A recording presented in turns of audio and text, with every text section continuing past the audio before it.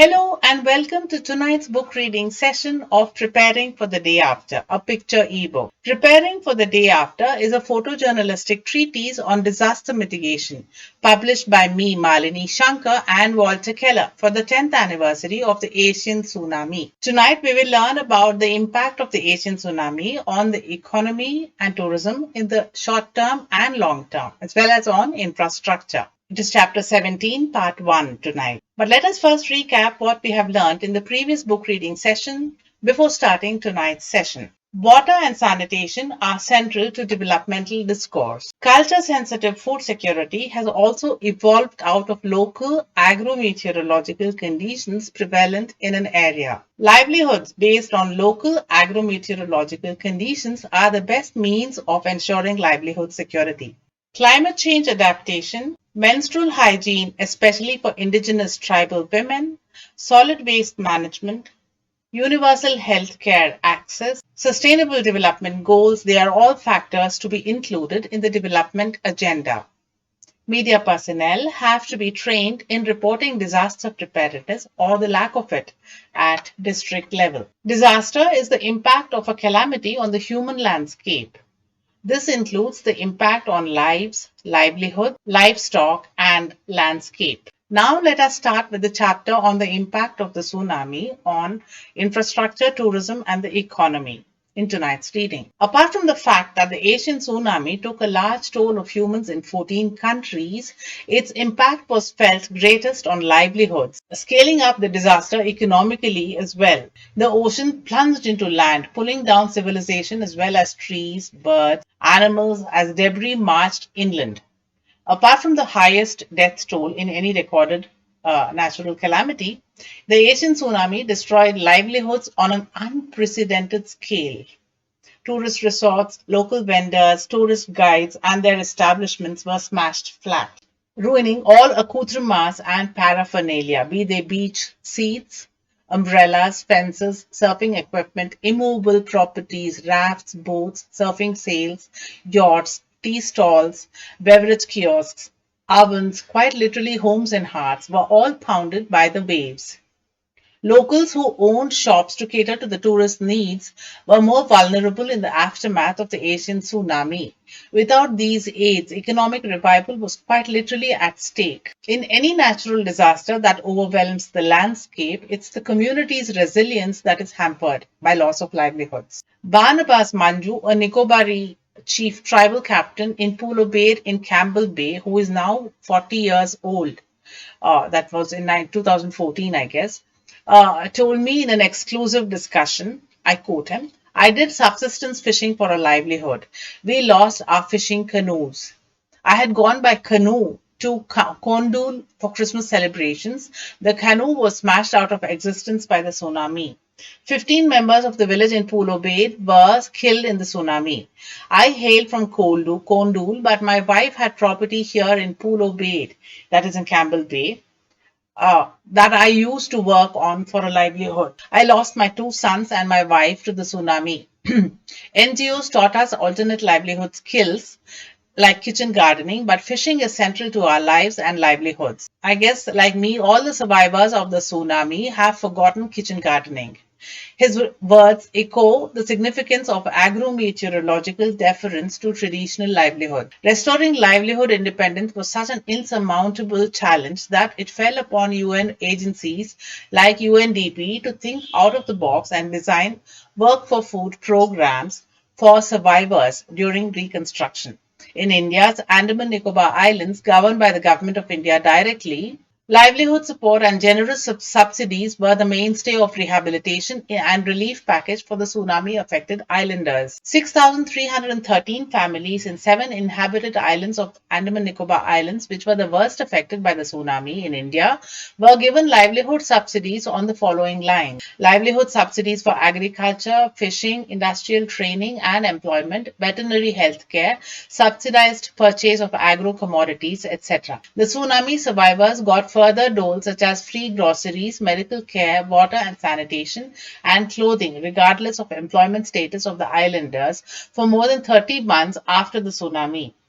Mrs. Neelima of Chukchuka in Nicobar told me, even though my husband works as a forest department ranger with secure employment, a pensionable job, the tsunami devastation was so severe that we do need the support of the government of India, which they are giving us for over 25 months after the tsunami, she told me in an exclusive interview in Nicobar on the 11th of January 2007 when I was visiting. In the meanwhile, employment opportunities were designed in a way that incorporated disaster risk reduction in development. UNDP jobs for work in reconstruction, Government of India offered sustainable employment opportunities through the visionary Mahatma Gandhi National Rural Employment Guarantee Act. In India's Andaman Nicobar Islands, tourism is not permitted in the worst hit Nicobar Islands or southern group of islands, that is, even in normal times. Nevertheless, thousands of tourists were stranded in the immensely popular Havelock Island, the tourist getaway for beach bummers from around the world. Havelock Island is in the Andaman district on the Andaman Sea coast of Andaman Nicobar Islands, about 50 kilometers from Port Blair. Whilst white sand beaches with rainforests on the edge of beaches hiding the resorts, frothy surf kissing the beaches, Havelock Island does make an impression on one's soul. About 4,000 tourists were stranded in the Andaman Nicobar Islands on the day of the Asian Tsunami, according to Rana Mathew, a spokesman of the tourism department of the UT administration. Rescuing the stranded tourists meant deployment of all modes of marine mass transport till Port Blair. In the days after the tsunami, that was a tall order. Many foreign tourists were stranded in Port Blair too. In Tamil Nadu, the second most affected state, the tsunami survivors also got livelihood subsidies in terms of education, sponsorship for tsunami orphans, distribution of fiber reinforced plastic boats, or it's called FRP boats, mechanized boats, engines, oars, nets, craft and gear to fisher folk who lost their livelihood aids. Agricultural land rendered saline or loss of crops were compensated. Infrastructure like pump sets and diesel gen sets for power supply that were destroyed were substituted by the government and aid agencies. Relief agencies were involved in reconstruction of permanent shelters with water, sanitation and livelihood subsidies and so on. Fisheries compensation in Tamil Nadu was to the tune of 25.26 crore rupees. Rana Mathew, the former spokesman of the Tourism Department of the Union Territory Administration of Andaman Nicobar Islands, told me in an exclusive email interview, quote, the local population was panicking and there were about 4,000 tourists on that day in the islands. They all wanted to go back as soon as possible. Plus, the officers and the employees who were on deputation on the islands from other parts of India also wanted to get back. So it was pretty chaotic initially. Unquote. Andamans used to get about 1.25 lakh tourists a year, and post-tsunami that fell to about 1 lakh a year, which badly affected the tourist economy of the islands. Also, the tsunami caused havoc in some tourist spots like Bandur, Jolly Boy, Chidia Tapu, etc. These places were completely destroyed and had to be shut off from tourists. Before the tsunami, the government's economic empowerment programs were often distributed through cooperatives. However, after the tsunami, economic empowerment assistance was distributed through microfinance institutions like Lembaga, Kyoangan Micro LKM, which had almost the same function as the cooperatives.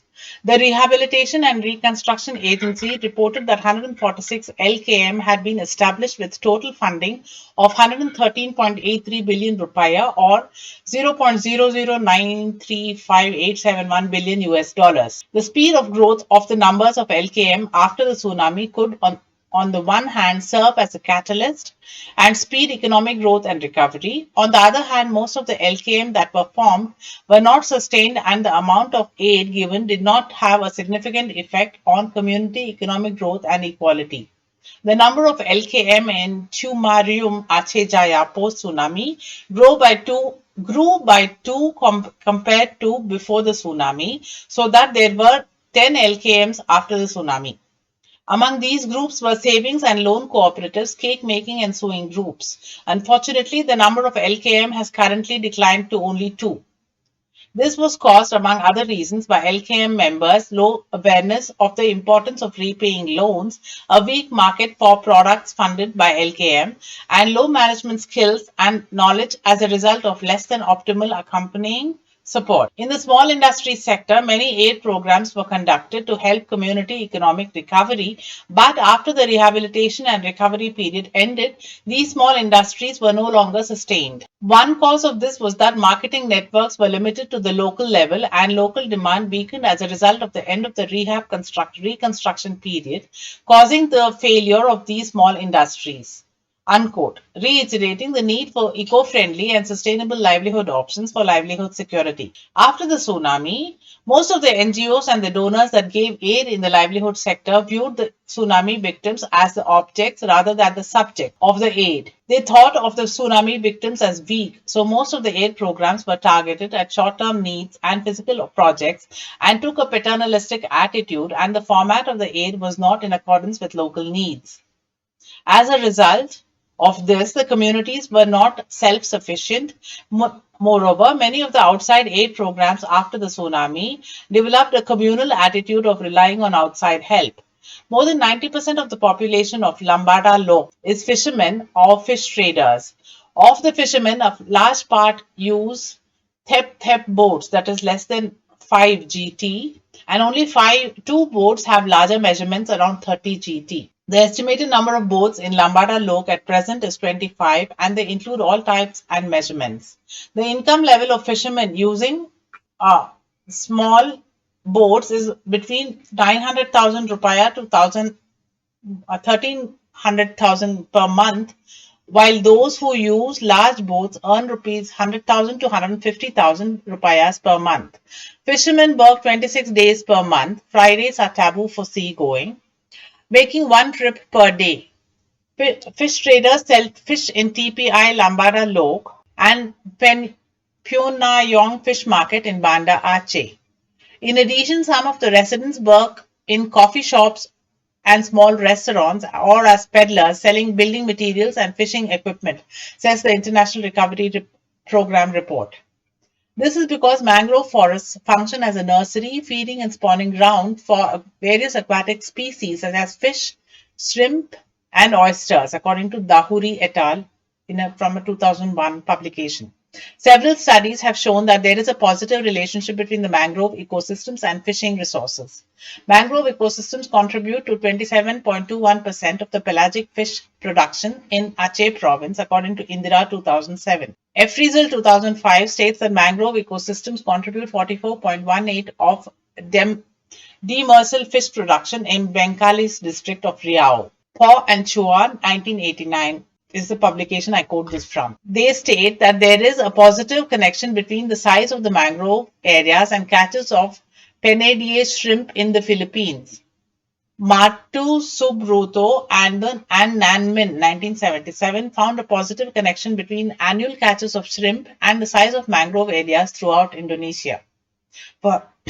Furthermore, this connection has a linear quality equal to y equals 0.06 plus 0.15x, where y is the result of shrimp captured of tonnage per year and x is the area of mangrove fish forests per hectare.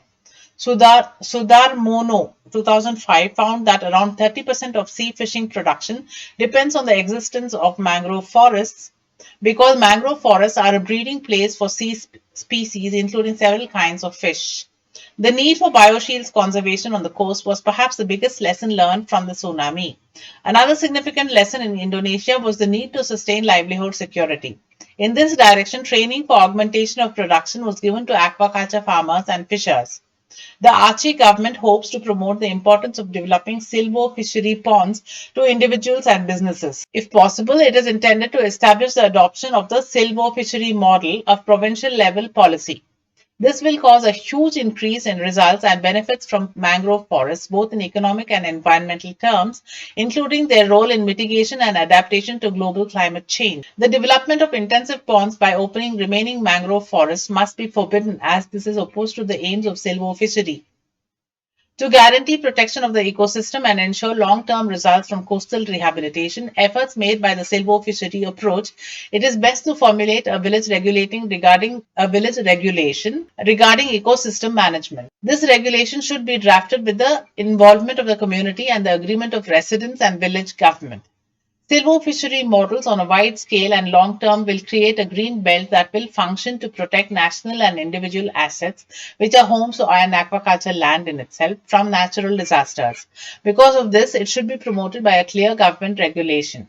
Giving aid to groups has yielded little to no results. This is because of groups that are formed not out of need but only to receive aid. There is no force holding the members together. There is no group management plan, organization, accountability, or control. As a result, there is no feeling of ownership of the group assets by individuals, such that the groups easily disband. In the experience of Lambada Lok village, when aid was given to groups in the form of boats and fishing equipment, the aid was often sold to one member or for cash, Tulak Peng. When one group, usually comprising of 3 people, was given one tep boat measuring 2 GT by 5 GT by an NGO or the government, after it was received by the donating party, the newly received boat was handed over to one member of the group, while the other two received payment called Tulak Peng from the first in an agreed amount. This money was quickly consumed by daily needs. The same happened with fishing equipment and large boats, those that were above 30 GT, given to groups of 10 to 12 people. What ultimately happened was that while groups received the aid, the primary concern of the individuals in those groups was not livelihood development. For this reason, it can be concluded that the group approach to distributing aid was not effective. Several experiences from Tsunami can serve as lessons in policy making and management of LKM in the future. First, not all of the LKMs in Tsunami had legal status or kept legal records, so there was no legal or formal basis for the institutions. Instead, the LKM were reported in the context of conducting related economic programs. After further inquiry, the records of their existence could not be found in the relevant offices or institutions.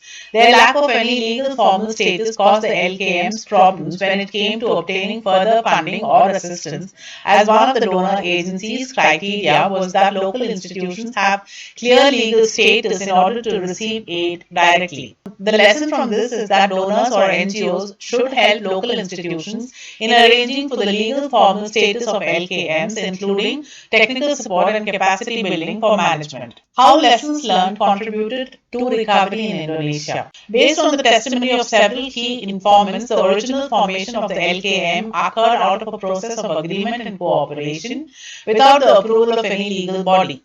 Because of this, further stages in conducting LKM activities were also based on agreement and cooperation, but with the domination of the village elite. This phenomenon meant that the failure or success of the LKM was influenced by mutual agreement, which translated into multiple related factors. Based on this phenomenon, there were two different sides to the LKM experience in recovery. The internal side involving cooperation aimed in the beginning at developing the economy, and the external side of assistance and support of outside parties. The final results of these two sides were mutually agreed upon. This concept of adopting a two-sided or internal and external approach to forming agreements can be viewed as an important contribution to the recovery process. To measure how much the two sides contributed to the recovery, the process can be viewed in two phases. In the initial phase or growth phase, the savings and loan group and the cake making group made very good progress. The sewing machine group did not function even in the beginning because of the weakness of the human resources involved and their management skills, as well as lack of ability to market products. For the two LKM that progressed well, their activities continued and their productivity continuously increased. This had positive economic effects for active members of the LKM as well as for the general population.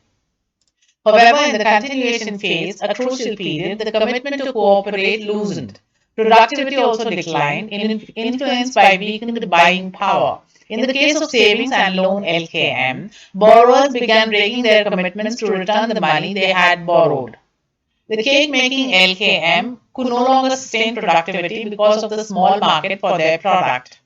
As described above, several factors led to the failure of LKMs in Tumarium, including the weakness in commitment, productivity, purchasing power, and markets. These four factors ultimately caused the dysfunction of the LKMs. However, these factors were not the only ones at play. They tied in the number of other factors too. In general, it must be acknowledged that the forms of aid given above, both to capture and culture fisheries, had a positive effect and offered socio-economic benefits to the fishermen. For example, the provision of aid boats and fishing equipment left otherwise impoverished fishermen in possession of new boats and equipment. Thereafter, they returned to fish in the sea as they had before the tsunami. Also, the pond rehabilitation aid program, most of the ponds in the research area were repaired so that the fish farmers could return to cultivating shrimp and fish as they had previously. However, at present, around 44.4 hectares of ponds in the research area called the Lamga village remain to be rehabilitated. This is allegedly because the ponds are located too close to the coast and government regulations forbid the development and rehabilitation of ponds too close to the water or in tidal areas. And that is all for tonight. Tonight we have finished part 1 of chapter 17, the impact of the Asian tsunami on tourism in the near term and long term, infrastructure and economy. In next week's book reading, we will complete or at least complete the part 2 of the chapter 17 that is on the impact on tourism, economy and infrastructure. Do please tune in for the live interaction on Saturday 15th of January 2022 and I'm hoping it's going to be an interesting interaction. Until then, take care, keep smiling, stay home, stay safe. Ciao.